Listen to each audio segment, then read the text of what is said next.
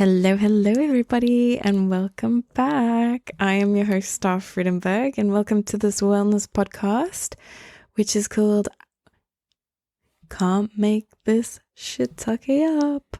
All right, I'm trying to get the swing of it. Otherwise, the natural way I would say it would flow much easier on the tongue, but in this case, I can't. So 7 seconds have passed.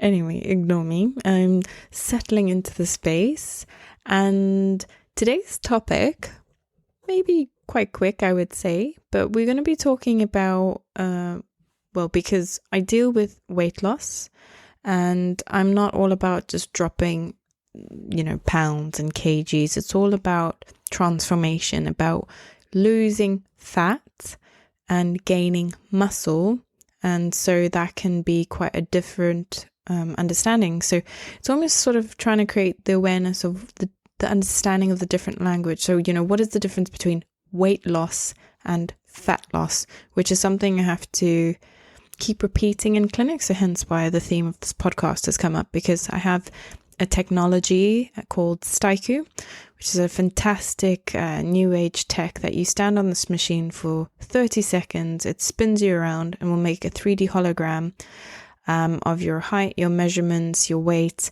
and then can basically send a breakdown of all your measurements, which I dictate as a digital dietitian, where, if you have never been to one, you go to a dietitian, typically, or the olden day version would be they'll take a measuring tape and measure around your key areas, and then put you on a scale, and then use these things called calipers, which basically are like tongs that pinch your fat. And then depending on the amount the caliper pinches, then can present an understanding about how much fat percentage you have. And then they use this very ancient and very, very not effective, inaccurate, and should be binned BMI calculation to say basically, or basically give you an unhappy face about, how much body fat do you have? So what's lovely about this new tech is that it factors in, your lifestyle, your habits, your height, your density. It works out your bone density and basically can separate between how much fat you truly have versus, what your weight on the scale says. So for someone like me, I have a bigger ability to attract muscle. So I've got a lot more muscle than a regular woman. So my weight on a scale is a lot. So I don't use scale. I don't believe in the scale per se.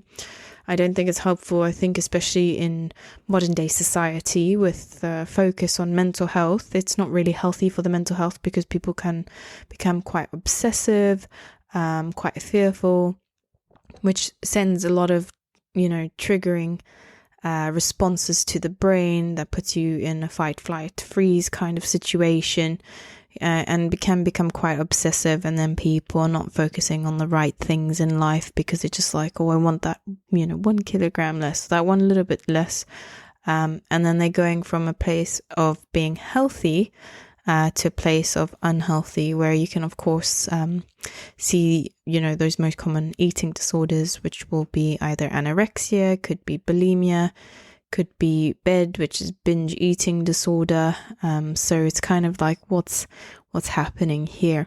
So what I'm trying to create is a philosophy of, a client-centered approach, which is working unique to you, and everybody is different, so we have to respond differently. And that's why I'm super, super happy and really grateful that I've studied a very rare medical system, being the Tibetan medicine medical system, where it's really focused on, and as well as you can get it in Ayurvedic, so Indian medical system, and Chinese as well, Chinese traditional Chinese medicine. But the Tibetan medicine really honed it in for me, which is looking at your constitution, your body type, your height, your frame, your size, which can then dictate predisposition to certain things. Do you gain muscle easy? Do you struggle to put weight on? Do you struggle to gain muscle? What is your natural body type? And so from there we work on that, and then we can understand, okay, scales are not what we're focusing on. Is we're focusing on the quality of your body. Do you feel healthy, and do you feel good inside and out? And that's what we will deal with. And of course, that will go completely against the modeling society, in America, I would say, where it's just basically like size 0. It's like, that's not healthy. And I always joke, because when you go to all of these museums, and I think of like the Louvre as a good example, when you see these portraits that are made from hundreds of years ago, the wealthy and sexy, and most people would, being drawn nude all over the place in public areas as well. But, beauty was portrayed as being voluptuous, was being more. And now it's being portrayed to be as skinny as a rake, or at least it was back then. But now, you can see there's a societal shift going on here, which is quite good, quite fabulous. But of course, I'm not a big fan of, the excessively overweight models that, yes, we're promoting a better image in society that's saying, don't judge. But of course, that excessive weight does not equal healthy, which is what I'm focused on, and there are people that are, they've got wider set hips, they've got bigger structures, so they will present bigger, but it's not about that. It's about being healthy and how you feel within your body. And that's what we focused on. So we have to respect that everybody's vehicle is different.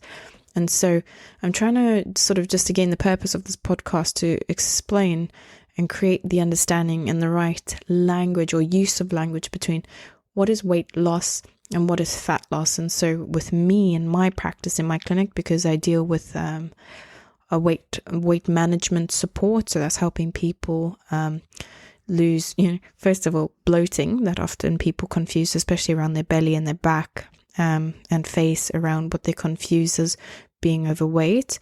It's correcting hormones that will be sending what I frame as moon face or cortisol belly. So correcting hormones, so getting that in order.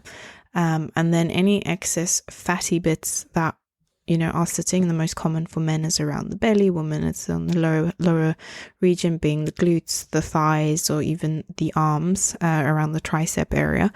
So it's kind of just understanding, why is that arising and how can we address that in a healthy way and make it sustainable and long term. When you say weight loss, it's like literally you just dropping weight and you're dropping muscle, you're dropping fat, so you're dropping protein, you're basically not in a healthy way.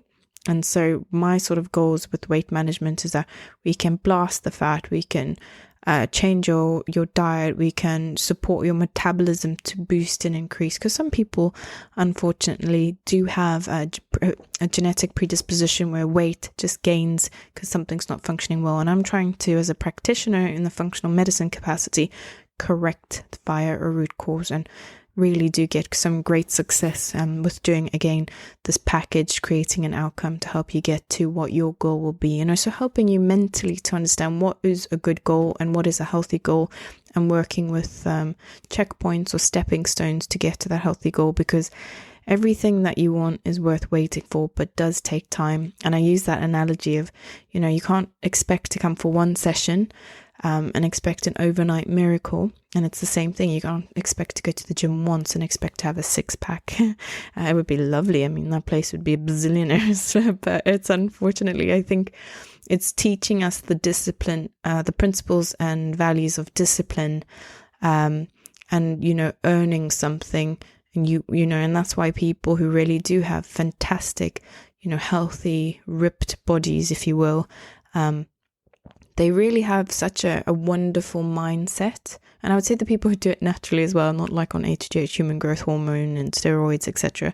But the people who really earn it and they're very gentle, calm, respectable, very kind, in the sense that they, because they understand the slug getting up, the motivation, the discipline, doing the same thing every day, not giving into the temptations that the sugar demon dawns upon them at the midnight hour, etc. So yeah, so anyway, so the purpose of this is to talk about that, right? So just to clarify, weight loss refers to a decrease in your overall body weight from muscle, water, and fat loss. And then, of course, there's a huge thing now, a huge awareness that, again, people confuse being fat with having a lot of water retention as well, which I do work on, lymphatic drainage.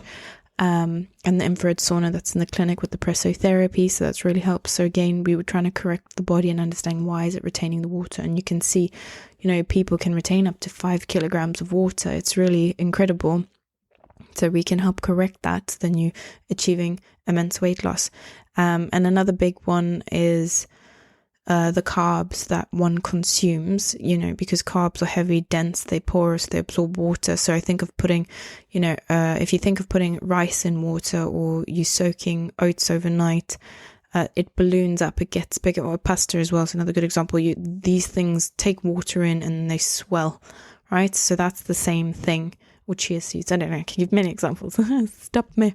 But the whole purpose is that, that's what happens quite literally in your body. So of course, being, my specialism is in gut health, and gut health then affects everything else. So I deal with everything else as a result of that.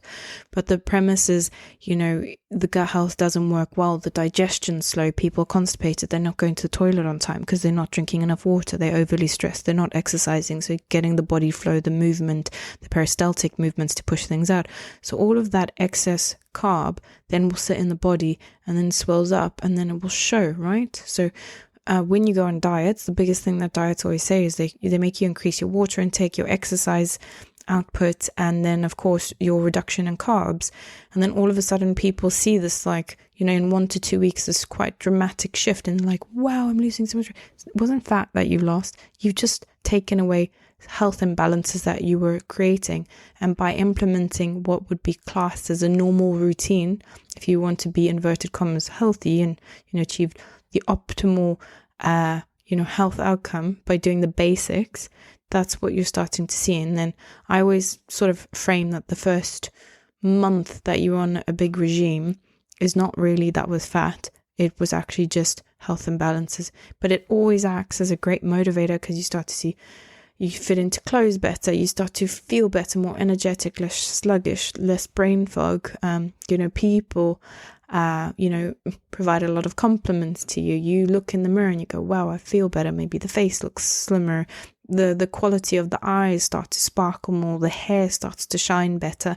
The skin, the complexion of your skin is more radiant. So, it's just all of these motivators just to keep you going.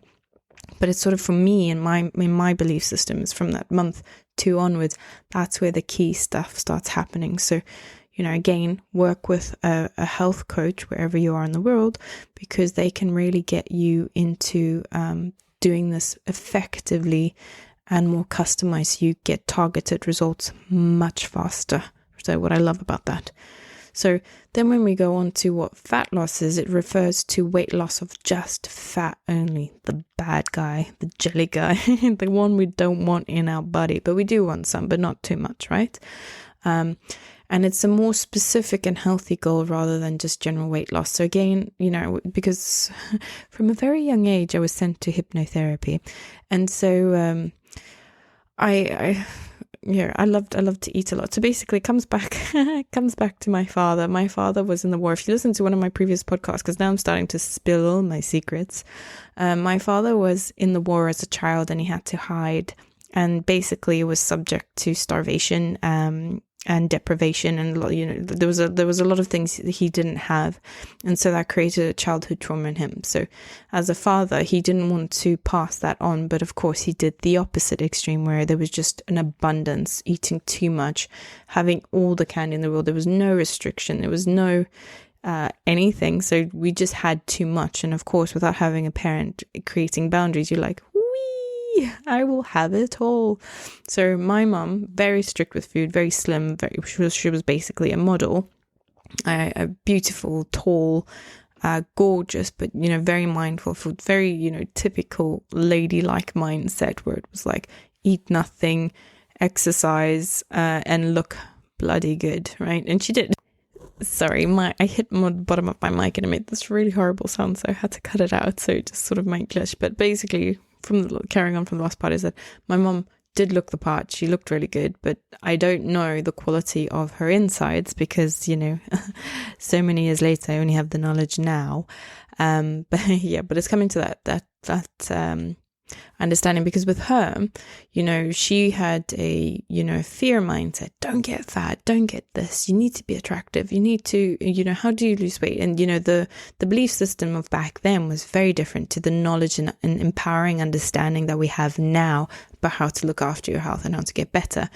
So as a kid, I was just eating so much, and then she was a bit worried. So she sent me to a hypnotherapist to go lose weight, right? So I was like, oh gosh, can you imagine? I don't even know if I was this elderly gentleman and you have like a young child going like, how do you lose weight? But what has stuck with me out of everything that he's done was just one principle, which was the power of your language.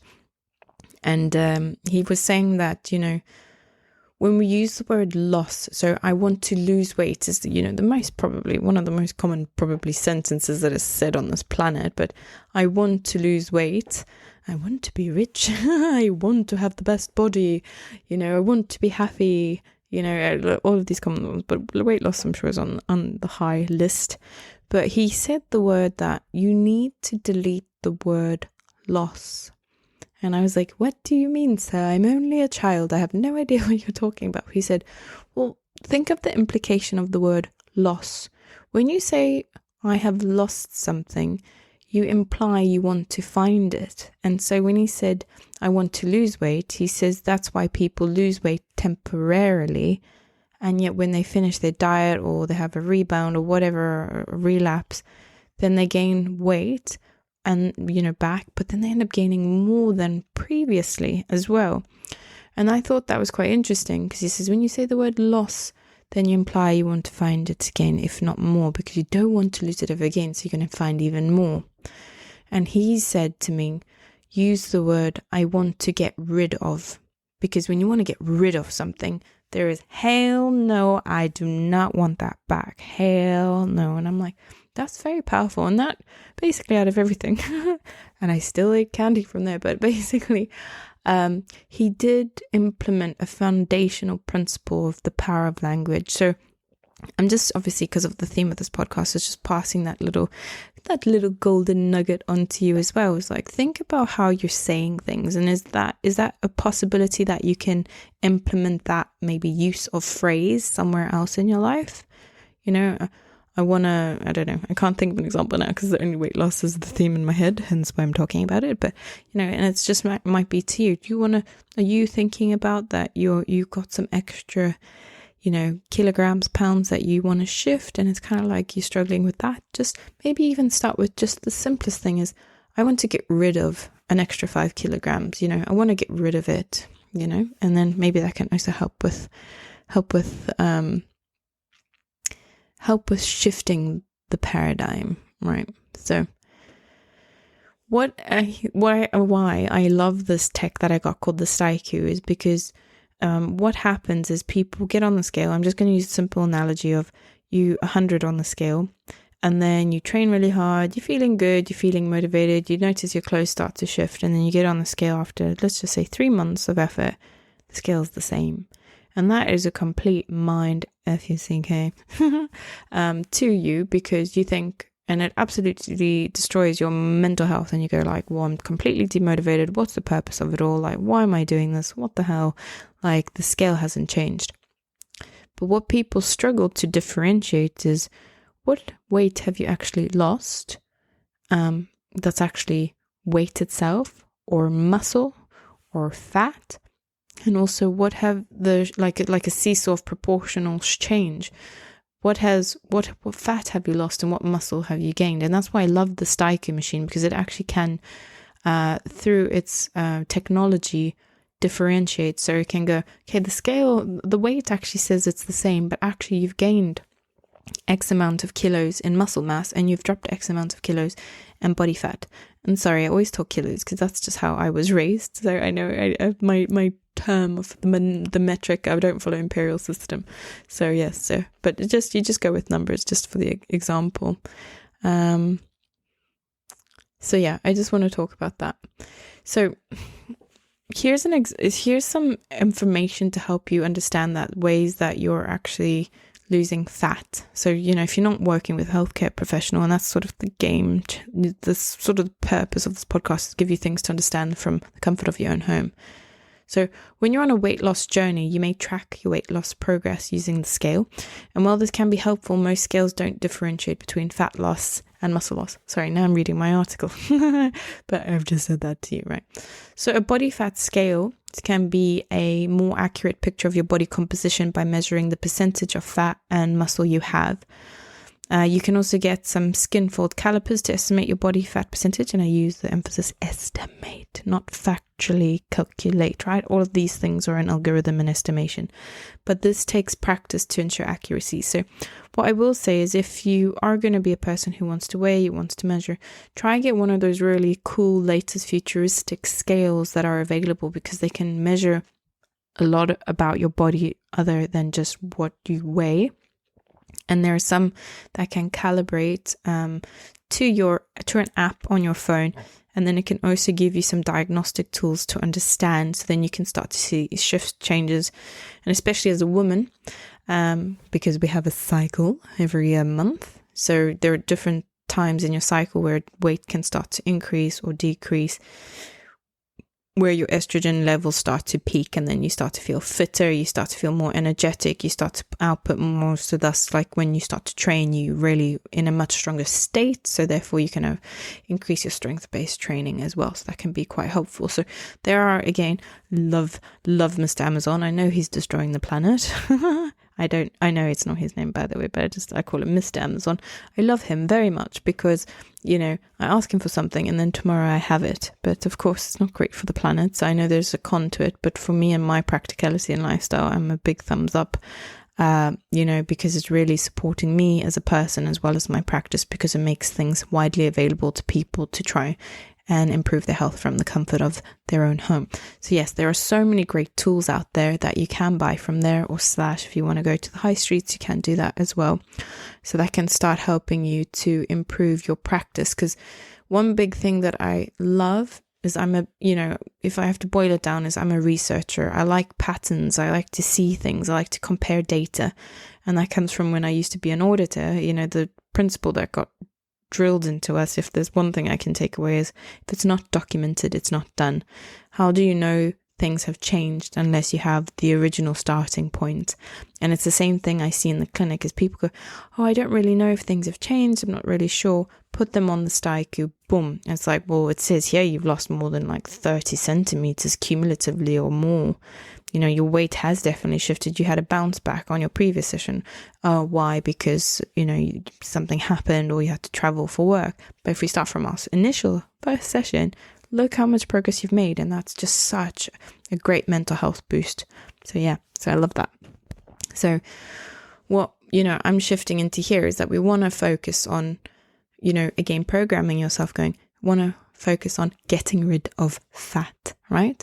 Focusing on the fat loss, not the weight loss, right? So shifting that talk you have, but also that in which will then dictate on what happens and how your protocol will also be varying and shifting. And one big one that I like and encourage, if you can incorporate it into daily practice, is MCT oil, medium chain triglycerides, which is just a really good oil. It's derived from coconut. So you have coconut oil as well, which you can cook with, or you can drink, electrolyte water as well. But just really good to add a teaspoon of that just into a shake, protein shake, smoothie by itself, or as I do, like a bulletproof coffee kind of thing. Then you can do it like that, and that just helps enhance because it's really good for you. So, and then of course going on paleo, keto, kind of high fats, low carb diets, really, really helpful for that shift as well. And keto, of course, big emphasis on keto, because that's literally the premise of this. Whereas back in my day, it was known as the Atkins diet, right? So many weight loss programs, they claim to help you lose weight quickly and easily, right? However, it's important to note that a significant amount of weight might include the water and the muscle loss. So sort of just going back to what I was saying earlier in this podcast. So losing muscle, big no-no, can be very detrimental to your overall health, because it's really needed and supports many things. It keeps, because muscle is attached to your bones, so it's affecting your posture, right? So big emphasis on that. And it can put your body out, and it also can displace where your organs sit as well, which is a big thing, because when your kidneys are dropping, your intestines are dropping, it's pushing on your reproductive health, then maybe onto your bladder as well, and then prostate problems, reproductive health problems, bladder problems, and then in Chinese medicine, we have this sort of cycle of life, if you will, about how the organs work, and they have been able to prove that one, just a certain organ will have a knock-on effect to another specific organ. So if that one is out, then you got the whole chain of effect that then goes out. So you don't really want that to happen. So please, muscle is important. And I love the new societal shift of like Pilates is like just become this huge thing. It's blown up now, and it's about skinny girls before are now lean but built with core strength. And I love it because there's again a huge emphasis on muscle. So it's not skinny girls with no muscle, it's like skinny girls with muscle now, the new sexy. So I love that, right? So losing muscle can be very detrimental, and it also will then affect, as your outcome is, it will navigate your everyday task as well. And I just clearly thinking of like, can you pick your child up? Can you pick up certain things? Can you move things? How is your posture going to be when you're sitting and there's just no muscle to hold your upper torso up, etc. So maintaining a healthy percentage of muscle has several benefits, which other than I've mentioned will be about regulating your healthy blood sugar levels, maintaining healthy fat levels like triglycerides and your cholesterol in your blood, and also it controls inflammation as well. So there have been studies done that have linked to a higher fat to muscle ratio, so aka more muscle than fat, and if that happens, then that links to chronic diseases. So common ones are metabolic syndrome, heart disease, and diabetes. So if you know me, I'm either talking about the biggest things are it's diabetes or cancer these days. It's kind of like, which is your poison? Well, hopefully none of them, but it's the most common of the poisons out there at the moment. So maintaining muscle mass may also reduce the risk of age-related muscle loss, which is great, which can result in frailty and also potentially disability as well. The big common things: people need walkers, people need wheelchairs, people need the little moped bikes to get around, just to go to the shop. So anything simple. So you kind of want to avoid that. So further, the more muscle you have, the more calories you burn when you rest. So I don't know the stats anymore, but when I was younger, I got told that the more muscle you have, it burns 50 more calories extra. And I was like, wow. So actually, ironically, in order to survive, so the muscle needs more nutrition, so you can eat more, which is fantastic to hear, especially for me, because I love eating. I'm a huge foodie. But basically, the benefit is the more muscle you have, the more calories and nutrition it needs to survive. And thus, you can actually get away with eating a different amount of calories. So then you can burn more, and then hence why the stronger you are, the more ripped you will be as well. But of course, in conjunction with the calorie controlled diet, this good for you. But again, for how many calories you need will be dependent on what are your goals. If you're training bodylifting, you CrossFit, or you're doing a competition, and depending what kind of competition versus is it running or is it weightlifting. And then of course versus, if we go to gender profile, typically speaking, men are genetically stronger and thus genetically usually have more muscle than women. And as a result, varying amounts can happen that women may need a different amount of calories than men. And then of course, just factoring into the account of going back to the first thing about body composition. So losing weight in the form of muscle can decrease the amount of calories you burn. So that's kind of like this vicious cycle. The less you have, the less you can have. And that's what happens, is that it will make it easier to regain any weight you lose in the form of fat as well. So what's very interesting is fat cells, which is when I did a fat loss injection. So like deso therapy was the one I did, which is injecting, and it's an aesthetic treatment. I don't offer it anymore because it wasn't aligning with my values when I was starting to get more and more into health and finding more natural ways to get rid of fat. But the idea is that when you input or your consumption of calories is more than what you burn, then the excess will then turn into fat pockets, right? So fat cells will grow. But the thing is, when you lose weight, the fat cells just shrink, but they don't disappear. And so that is why it's so easy to regain fat, when one does.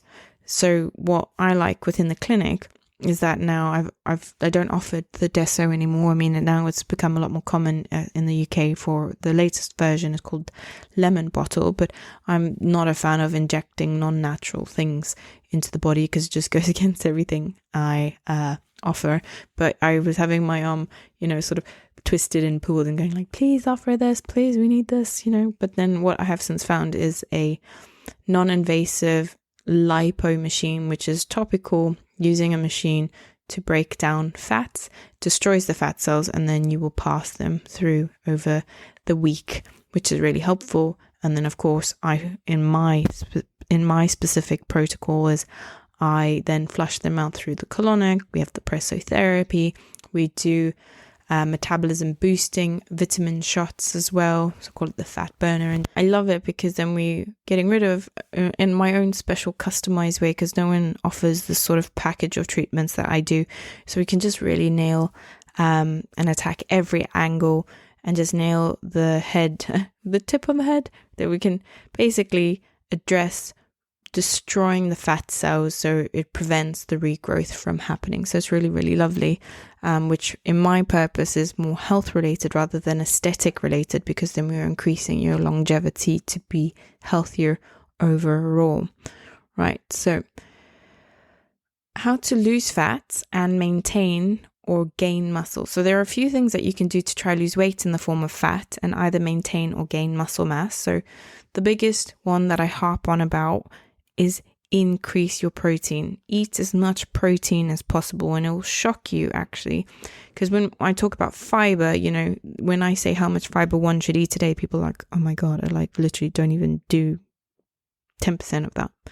And it's kind of the same thing with protein. So I'm averaging let's just not talk about meat. Let's say I recommend on average about 150 grams of protein a day. And if actually you start to use your labels and figure out how much you are really consuming, you'll start to see that actually it's not that easy, and not a lot of high sources of protein are available. So it's quite a conscious effort, and it's not a cheap effort as well, because the most common you can think, okay, there's meats you can get, but there's a lot of other sources where you can consume. And I'm thinking protein shakes, I'm thinking eggs, I'm thinking protein cereals, I'm thinking protein bars. There are a lot of ways, and bone broth is the biggest one that I recommend, but there's a lot of ways to incorporate protein into your lifestyle. That's not just strictly meat, but it is with a conscious effort. So protein is an important nutrient for a variety of bodily functions. And I think because my mom told me that she wasn't feeding me all of this nonsense baby food that you were getting in the shops back when I was a kid. She was taking steak and potatoes or mash and blending it in a blender, and she was feeding that to me. And I think that has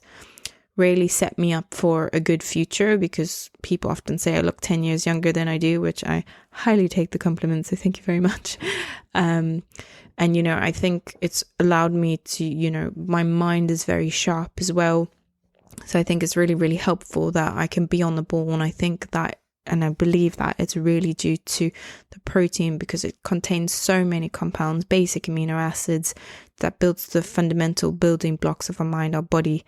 And the big thing that I talk about is the integrity of the collagen that holds, collagen, everyone thinks about the face and the aging, but it's like, no one thinks, only me, I think like this, a bit weird, but hey, here we are. But, I think about the integrity of the skin, of the organs that are holding our system together.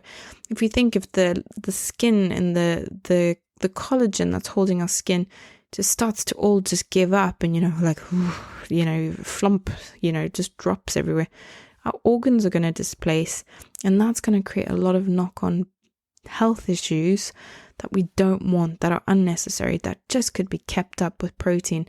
And it does hurt me in some ways, is that a lot of a handful of clients that come in that do make the choice to be vegan or not eat protein, that you can just go like, your health would literally just improve if you just ate some meat. And it could be, you don't have to eat the meat itself, but consuming a different form of protein that could just change your game.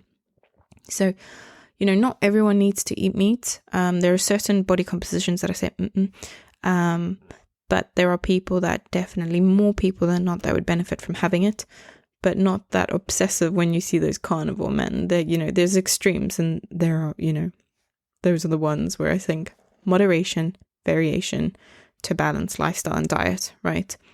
So if you find that you struggle to break down the meat, of course, you can take enzymes as well that can help support digestion and energy production. It can regulate the fluid balance. It supports the immune health as well. But protein is important for maintaining muscle. I think you can't have one without the other. And the most important, it also helps to support new muscle growth, especially when you're losing weight as well. So high protein diet is associated with promoting fat loss while preserving fat-free mass. So furthermore, there's a study that shows between 6 to 12 months in length, and they found that when having a high protein diet, it also prevents weight regain after fat loss. Protein can also make you feel more full, which is very helpful. So that then helps reduce your overall food intake, so it reduces the risk of snacking. And then, of course, having that feeling sluggish and going for the not so good foods that are available. And I think of like biscuits that are available when you're in corporate, or, snacky bits that you go, oh, I shouldn't have, but I just want a little bit of a nibble. And then you get caught in that sugar spike and swing.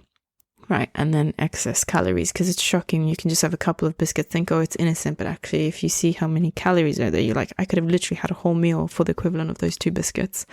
So while protein needs differ depending on your age, your health, your sex, and your physical output or activity levels, consuming around 0.8 grams of protein per kilogram. So we can work at it on a customized basis of your body weight to support your muscle mass retention and fat loss with dieting.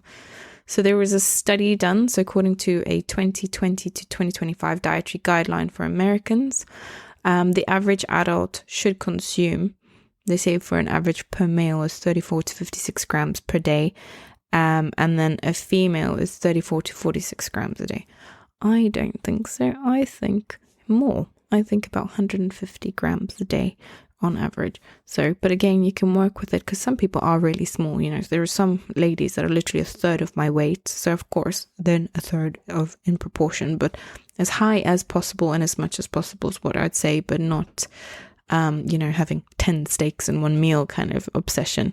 So of course, there are reasons and certain health reasons as well, medical conditions that you need to ensure that you can't, that you wouldn't compromise your health as a result of increasing your protein intake significantly. Because I think of heart conditions, too much red meat, cholesterol, etc. So it's important to, of course, speak to a healthcare practitioner before significantly altering your protein intake or making other large dietary changes. Your biggest and most important friend is exercise.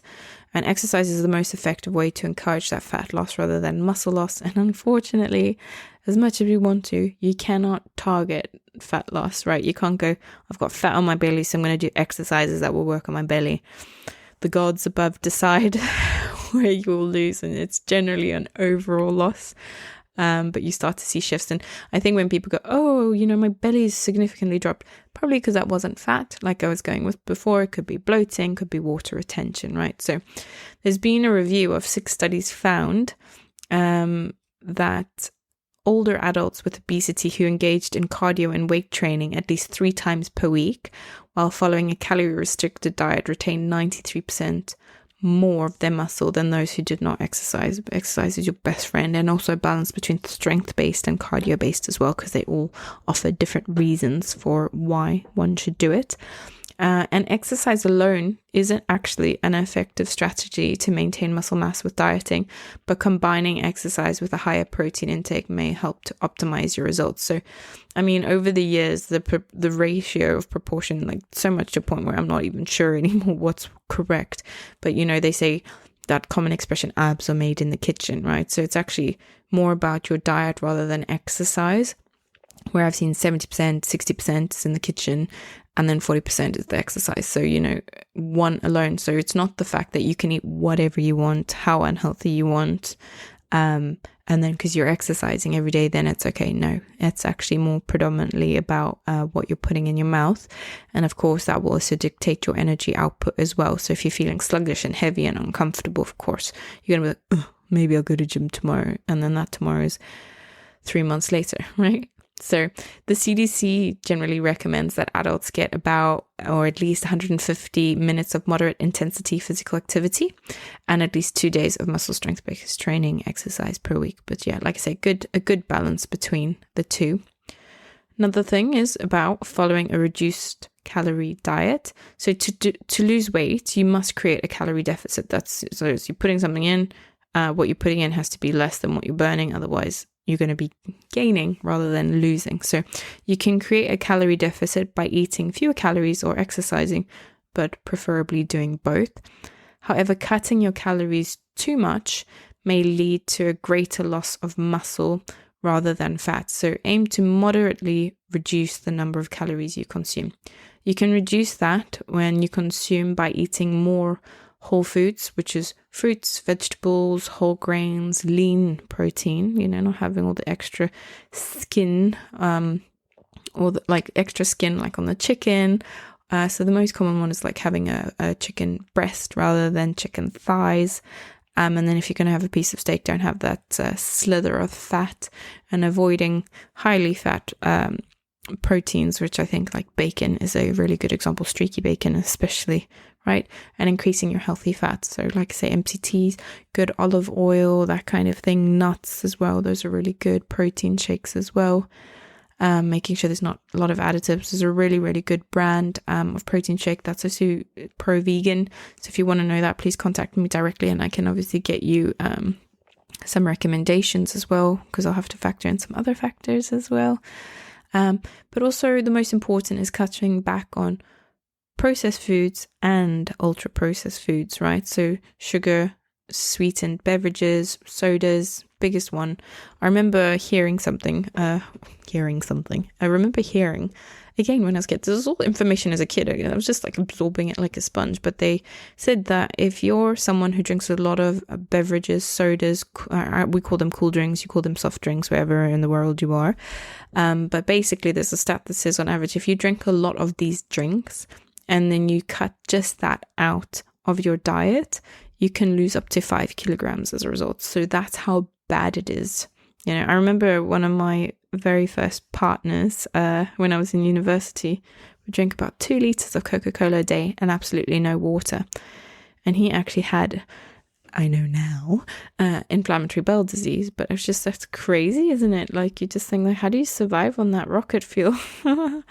Coca-Cola, you can literally like act as a toilet cleaner. It can remove blockages from pipes. It's a bit frightening, but highly accessible. And when I was in Mexico last year, I was shocked to see that the big trolleys coming out, the size of the Coca-Colas were even bigger than I've ever seen in my life. I think they were like 4 or 5 liters. So just crazy.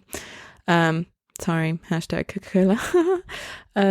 So yes, other big one is about processed meats. So the quality of meats. I always think of, what's that one? Bologna. Not good. Salami has lots of fat bits inside. So you kind of want good quality, not processed. And then, of course, your good old fried foods, deep fried and oil, you just want to cut out because that's just not supportive for what we're aiming to do here. So, of course, again, before you make any massive decisions, that can be quite dramatic. And also you just don't want to go cold turkey and just do something because it's not necessarily sustainable and increase the risks of, or the risk of rebound. So I'm a big fan of like slowly, just remove one thing at a time and just adapt and get used to it so it can make that long-term success more sustainable and more likely and more probable. But of course you get personalities that are like, I'm stopping smoking now and that's it, after they smoke like 2-3 boxes a day and they just can do it. But with food, it's a tricky business. Food's very alluring, the sugar demon is always there, or the salty demon as well, so you just got to be careful. But so, and also the big one now as well, which I'm seeing a lot of, especially with the Manjaro, the Ozempic, is just talk to a healthcare professional that specializes in this about how much calorie deficit is right for you, right? And what are you in conjunction with your goals, and making sure it's a stepping stone, because a lot of people on the jabs now, they're just completely not eating. It's destroying their health. They're like, I feel great, I would say, in mindset, because they're a lot less, but they're creating other long-term health complications as well. So, cutting too many calories, can only lead to a greater loss of muscle mass, and which then, of course, can be harmful to your physical as well as mental health as well. So just knowing the difference between the two. So my takeaway conclusion is that losing weight in the form of fat rather than muscle should be priority, right? So like I said earlier, a body fat scale or a skin fold caliper could be useful for monitoring fat loss, rather than tracking your body weight alone. And again, also working with a professional will be very helpful, who's ever near you, or in the way that you want to receive help and support with. And then there's other simple ways to assess fat loss, which is, measuring your inches. I'm a big fan about, how do your clothes feel? Do you have gold pants? Does it feel looser when you put the button on? When you sit up after a long day, do you have that line? Because I'm just going to use your trousers were just too tight. How does it feel around the arms, etc. So that's how I sort of track it. And you can say it from your waist, your hips, and just noticing those changes. So I think that's the best method. My thing is, I want to, just not specific to my story, but I prefer to encourage people to say, what is a goal dress size or pant size that you want to fit into? And let's sort of work our way to there. And then you can prioritize that by changing and altering your diet, which is increasing your protein with the right kind of protein, exercising more, and then moderately restricting your calories. All right. So just so you know, that's the difference between the two, and just maybe see if there's just a bit of a mindset shift or a power of language shift as well. And just maybe more of I'll focus more on maybe thinking about my protein and sort of what are my goals with regards to this. All right. So wishing you a lovely day or /night wherever you are in the world, and look forward to welcoming you back to the next episode on this podcast. Bye.